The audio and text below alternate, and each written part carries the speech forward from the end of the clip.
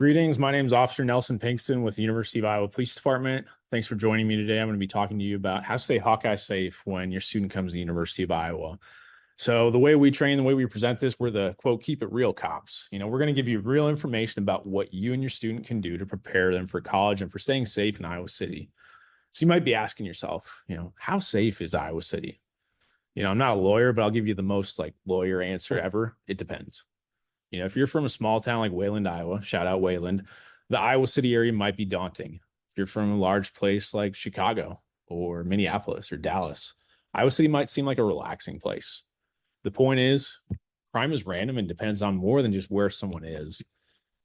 So my background, I started here at the University of Iowa Police Department in November 2022 after spending 9 years working with fraternities and sororities, student organizations at 86 different colleges and universities across the United States. And I've loved working here. I'm on our night shift currently and serving the University of Iowa community after graduating in 2014 from the University of Iowa. So let's jump in here. Campus safety is our organization. We have 8 pieces of our organization that make it up. I'm going to talk about the first 3 today because I feel those are the most relevant to you and your student. The other 5 are super crucial to our success. So let's dive into it. First is emergency communications. These are our dispatchers. They're working 24/7. They're answering your calls, connecting people to resources, and dispatching first responders. The university has its own dispatch center, unlike county departments, which share a separate dispatch center for all those departments. Looking at the police department, we're real cops. We're state sworn officers, trained and certified by the state of Iowa. We often get asked when we're open, and I just like to tell people we're open on days that end in Y. So that means we're 24/7, 365, and even 366 on leap years. There's 42 of us. We're split between 3 different shifts: day shift, night shift, and our hospital shift. And we've got folks with specialties, including being on the Johnson County Bomb Squad, the Special Response Team. We have investigators, drug task force members, a dive team, bike patrol, forensic analysis, cyber team, and we also have 3 canine officers. These folks officers are trained in explosives detection and locating lost persons. And, they often hit on me because I'm the bomb. As a department, we pride ourselves in being trained in community outreach, fair and impartial policing, crisis intervention, and active shooter response, just to keep our community safe. Jumping ahead to security services, we have a few professional security staff members, but this is mostly student security. The main functions, they run our night ride, safe ride program for students, faculty, and staff. We'll talk more about that later. They run our overnight patrols of high traffic student buildings. They're working our lost and found and our fingerprinting. When we look at student security, you're going to see a QR code here on the screen, and I'd encourage you to take a look at that or send that to your student if you're looking for them to pay some of their own bills. Our students work at least 5 hours a week, and they make their own schedule, so it can be late and overnight hours even. Duties include, again, patrolling the buildings, operating night rides, and working special events. And, these student security officers, they're not getting involved in dangerous situations. If they see something, what they're going to do is they're taught to get to a safe place, get on their radio and call dispatch so they can dispatch police or first responders. This next section is going to highlight community partners and particularly looking at resources for people in crisis. And in Johnson County, we view crisis as something that's subjective to the person going through it. It could range from having a hard time registering for classes to dealing with the loss of a family member or even a significant injury. First up is our student care coordinators. These are through the University of Iowa's Dean of Students Office. They're mental health advocates to assist students in crisis. As a university, our goal is to handle these crises at the lowest possible level before they get to a level that's unmanageable or more difficult to recover from. They've got 3 full-time staff members and Wilkie, the therapy dog here. And sometimes these student care coordinators are also dispatched to law enforcement calls to help stabilize the situation and just be a resource. Next up is our GuideLink Center. This is in our community and a county-wide resource. And so this is, again, open 24/7 for people in crisis. There's a crisis stabilization unit where folks can go to kind of just get reoriented to where they need to be. There's also a sobering unit, and working on night shift, this is something that, I've come in contact with a number of times. And We'll use this for intoxicated individuals that we encounter who don't necessarily need to go to the hospital or go to jail, but just need a safe place until they sober up. And so at the sobering unit, there's ambulance staff and other staff to monitor them, check their vitals, keep them safe. Another community resource is Mobile Crisis Unit. So this is similar to the student care coordinators, but on a county-wide scale. These responses are typically in 30 minutes or less, and anyone can call this number for Mobile Crisis Unit to respond. So it doesn't need to route through any dispatch center or law enforcement unless the situation warrants it. Now moving to our free resources. So Night Ride. This is a free transportation service with a premium option. So student security and our professional security drive these around campus. It's not like a bus route. It's, where students need to get picked up and where they need to get dropped off within the Iowa City, Coralville area. Right now it runs from 10 to 5 a.m., 10 p.m. to 5 a.m. And there's the express rides I mentioned. That's that premium option. It's similar to a Lyft or an Uber, and it starts at $1 a person, and it's a direct ride as opposed to hopping in the car with other people on their way home. And so I've even talked to our Night Ride drivers, and they've offered that if your student is wanting to get walked to their door, just so that way they feel safe, our drivers are willing to take that extra step and go that extra mile. And so one thing to keep in mind is this isn't just an option to replace mass transit. It's not a bus, it's not a taxi or a ride share, but it's an extra resource for students, faculty, and staff. And, sometimes again on night shift, this is something where if we encounter someone who's intoxicated, sometimes Night Ride is the best option to get them home safe. And so we'll send them with Night Ride. Next up, we've got our Rave Guardian app. And so this is a safety resource that your student can download, and that QR code on the screen will get you there. So a phone doesn't keep you safe. That's pretty common sense. But if someone's trying to accost your student, just having them take their phone out and open an app isn't going to stop something from happening. So with that being said, have a conversation with your student about moving to a well-lit, well-populated area if they feel they're in danger. And so for those that maybe are familiar with the old Blue Cap phones that the University of Iowa used to have, this is kind of a replacement for that. We still have cameras around all University of Iowa properties, but just running up and tagging a blue button on one of those Blue Cap phones doesn't deter someone who's trying to harm another person. And so this app has a number of valuable resources that your student can take advantage of. I encourage you to check it out. Our Bike Index, this is a free bike registry. And what this does, it establishes a record of ownership.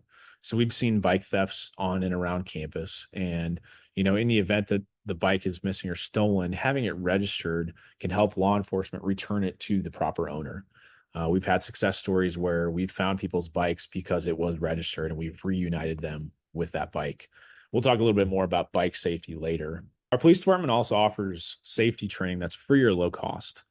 And so some of these are, civilian response to an active shooter incident, rape regression defense, which I'll highlight. That's separated by gender. Male and females are socialized differently. And this class is taught based on how people are socialized because each is going to need different tactics. Self-defense courses, CPR and basic life saving, and stop the bleed. So I'd encourage you or your student to check these out and maybe enroll in one or two of them. Next up is Lost and Found. This is in the old Capitol Mall, downtown Iowa City. When items are turned in, our staff take photos of the item, post it on the website, and that assists in getting things back to their rightful owners. So let's jump into emergency notifications. So a Hawk Alert. These are only sent to students, faculty, and staff when there's an ongoing threat and people need information quickly. The more people that are in the system makes it take longer. So that's why it's only for students, faculty, and staff. One thing to think about is, have a conversation with your student. There's let's say an active shooter on campus or in the Iowa City area, and your student's hiding and trying to stay safe. If you give them a call, their phone might not be on silent. It could set off that ringer and give away where they are. Instead, I'd encourage you to have a conversation with your student about if there is something, active shooter or otherwise, get to a safe place and then have them call you. That way, they are taking the steps to make sure that they are safe and then letting you know that they are safe. Now, I realize that's easier said than done, but just know your student needs your trust and their own autonomy as much as they need your support. Next, we've got our crime alerts. These are for past incidents where widespread knowledge could increase campus safety. And so for those familiar with the Clery Act, these are Clery crimes, including murder, manslaughter, sex offenses, robbery, burglary, aggravated assault, arson, motor vehicle theft, domestic or dating violence, stalking, and hate crimes. And so one thing with the Hawk Alert and the Crime Alert, you can also sign up to get these notifications from our Twitter or X page, as well as our website. And you can get post notifications when we post something new on that Twitter or X page. And so those can come to you in a different manner. All right, let's talk about staying safe on campus. First, staying safe in your new home. And this is whether you're in your students in a residence hall, whether they're in an apartment or a house or a Greek house. Locked doors are great when they're locked. They're less useful when they're unlocked. So encourage your student to keep their door locked when they're not around or even when they are around. Second piece here is holding open the door behind you. It's great. It's courteous. But when it's a door that's normally locked and you're holding it open, your student could potentially be letting in someone with bad intentions, particularly in residential space. Next thing I'll talk about is watching belongings, including using laundry facilities and common spaces. We've taken theft reports from individuals who've had their clothes in a washer or dryer, and they returned a little while later and the clothes were gone. So just keep an eye on those.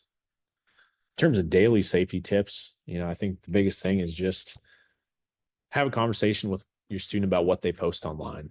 Not only from a professional sense of future employers are going to see these things, and it can come up in background checks or hiring processes, but also predators can see this, and they can even see things like the location of where a picture was taken if they download the picture. So just talk with your student about being self-aware about what they post online, as well as in real life.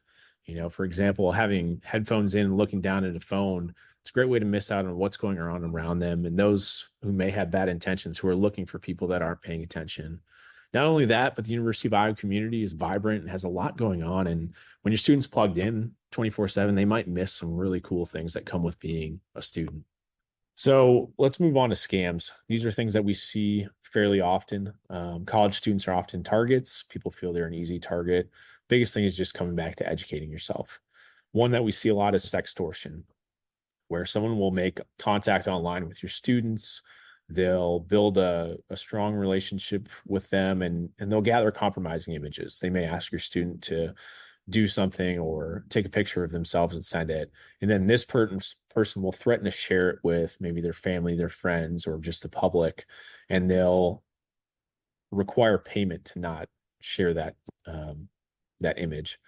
I'd encourage you, do not pay that fine. Report it to police, get that police report started, and then give you resources on how to effectively deal with the situation. But the easiest way to deal with it is not put yourself in this situation to begin with.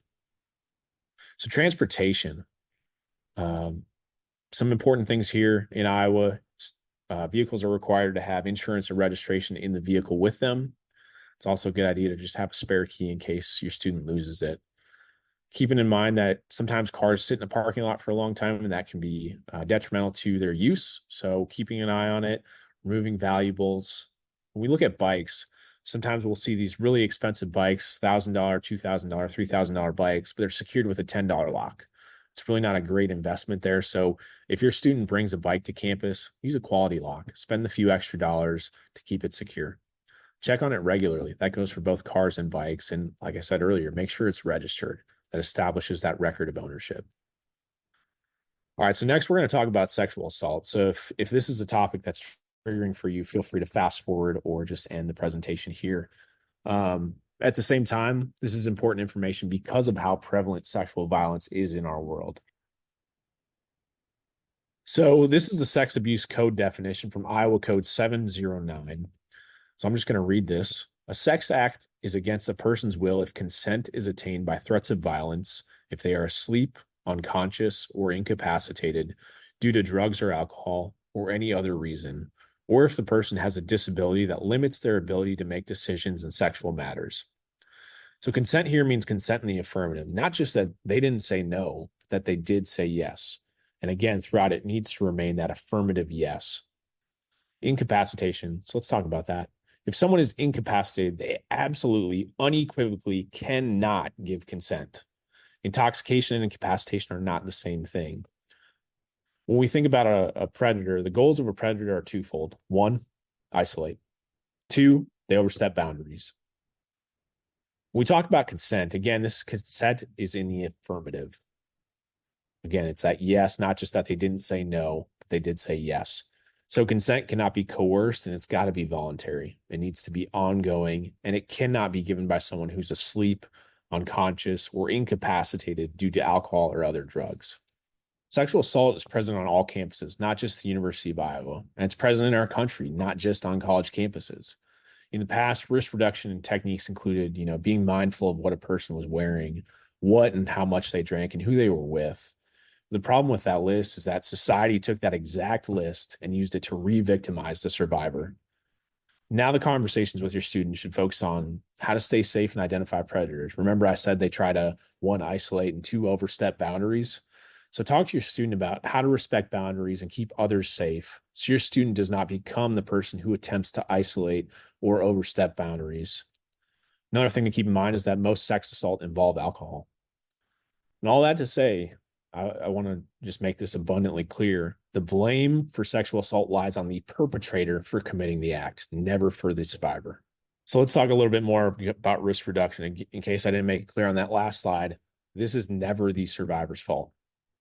So some things that your students can do to keep themselves and those around them safe, just know what they're drinking and how much. Keep in mind, if they decide to drink alcohol, a sealed can of beer is different than a solo cup from a keg or from a cooler full of punch in someone's basement. Using the buddy system, having a friend or a group of friends when they go out or walk around campus and just knowing that each other are safe. Third one, being assertive. Have that conversation with your student about what they want their boundaries to be and how they can stick with them. Note that these need to be your students' boundaries, not yours. Those may be different than the boundaries that you want them to have, but this is their experience. So I'd encourage you to be a support for them and give them that autonomy. Last part, avoid mixing sex and alcohol or other drugs. Bystander intervention. So this is doing something to keep others safe, but that doesn't mean getting in harm's way. Things like using the Rave Guardian app or calling 911 can help inform first responders who are paid and trained to address the situation. So we've got a few sexual assault resources here. I'd encourage you to take a picture, maybe share this with your student, or even look some of these up online. So we've got victim advocates. These are confidential resources that can help survivors through any sort of process in terms of reporting a sex assault, or even just being a resource if the survivor does not want to make a report. Counseling services on the university campus and in the community. We also have some safety resources here in terms of reporting crimes and concerns. There are both the non-emergency and emergency options. We have a threat assessment team if your student sees something that's concerning and maybe wants to report it. Then off campus, there's also the Iowa City Police Department, Coralville Police Department, Johnson County Sheriff's Office, North Liberty Police Department that are all resources your student can reach out to. And so on the right, you'll see where to find more information. Safety.uiowa.edu is our homepage for campus safety. And we've got social media. We've got other websites. I'd encourage you to check those out. Again, maybe take a picture of this site. So community outreach, Officer Alton Poole, he's here to help you. He does a lot of training and presentations, community events, and he's trained in crime prevention through environmental design. And so Officer Poole is a great resource. If your student wants to reach out or if you want to reach out with questions, he's a wealth of experience.